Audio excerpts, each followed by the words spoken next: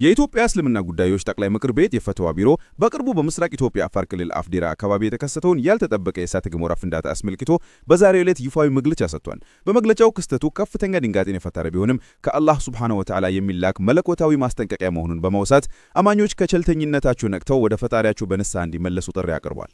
ቢሮው በመግለጫው ላይ ክስተቱን ከሃይማኖታዊ አስተምሮ ጋር በማገናዘብ እንዳብራራው እንዲህ ያሉ የተፈጥሮ አደጋዎች የሰው ልጅ በሰራው ኃጢአት ምክንያት የሚመቱና የትንሣኤ መቃረም ምልክቶች መሆናቸውን ገልጿል።